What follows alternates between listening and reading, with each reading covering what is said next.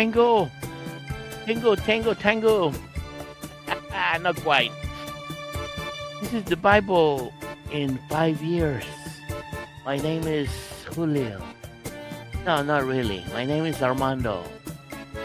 But you can call me Julio anytime. That's right. You're reading the Bible in chronological order. You know what that means? I don't. I'm just kidding.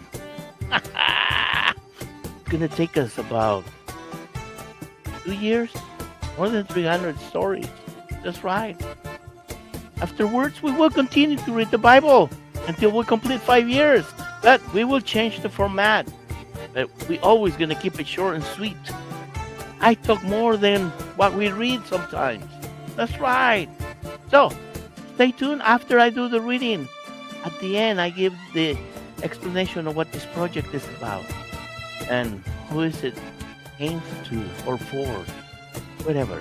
Let me change the music so we can do our reading of the day. That's right. Day 226. Treatment of contaminated houses. Not just one, but houses. Leviticus chapter 14, from verse 33 on.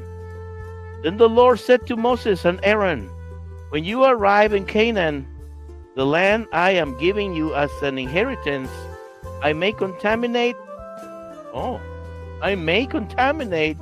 some of your houses with an infectious milk. The owner of such a house must then go to the priest and say, it looks like my house has some kind of disease.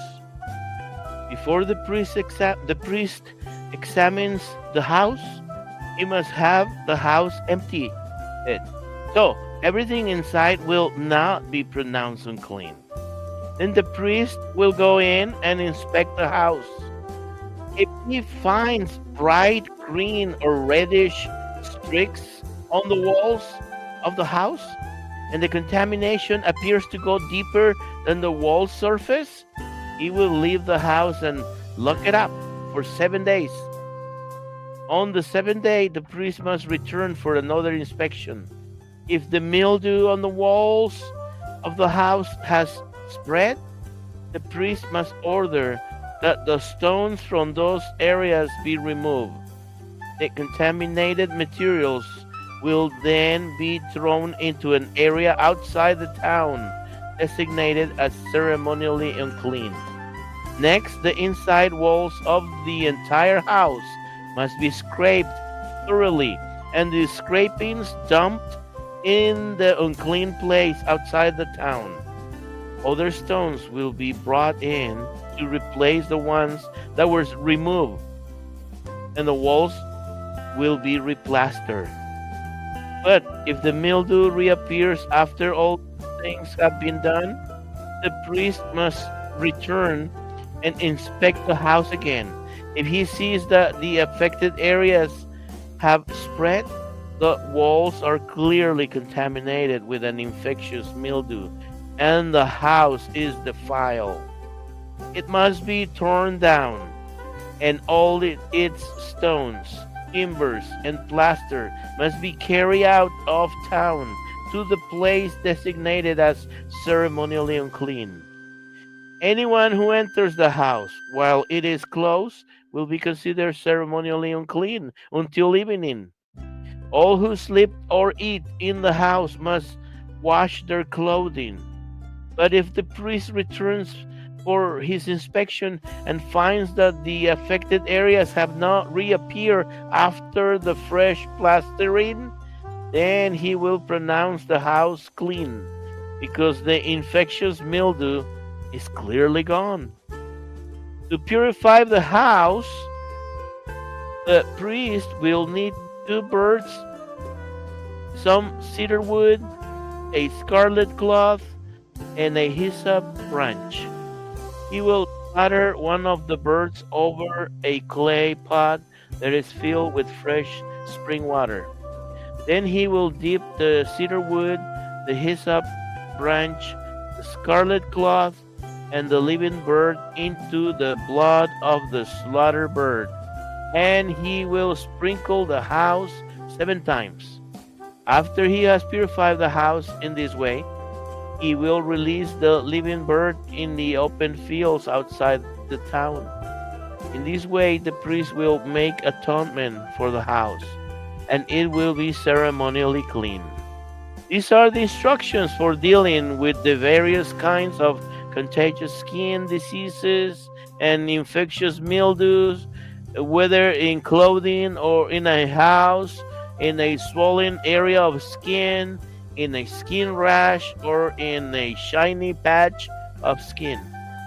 These instructions must be followed when dealing with any contagious skin disease or infectious mildew to determine when something is ceremonially clean or unclean.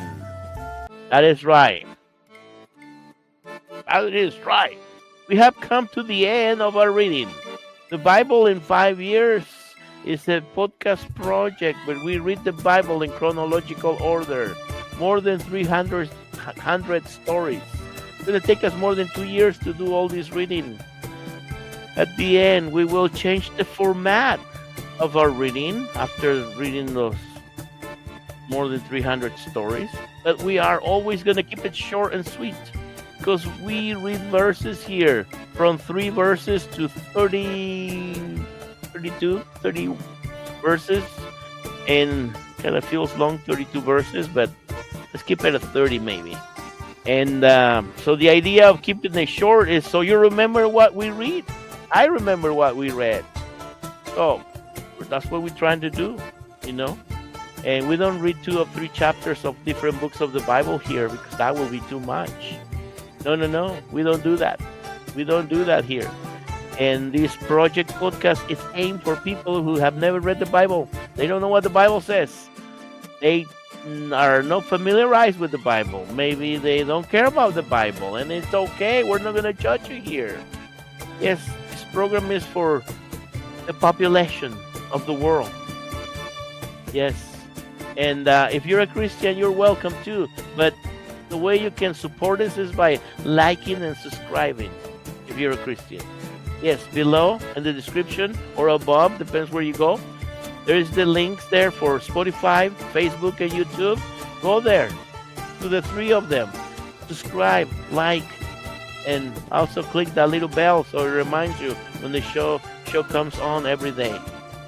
And we do recordings in English and in Spanish. And maybe in the future we will do recordings in another language. You know, I don't know yet. And what else? Yes, that's how it is. So we're trying to keep it short and sweet. Let us know where you're listening or watching from. See you tomorrow before it gets too long.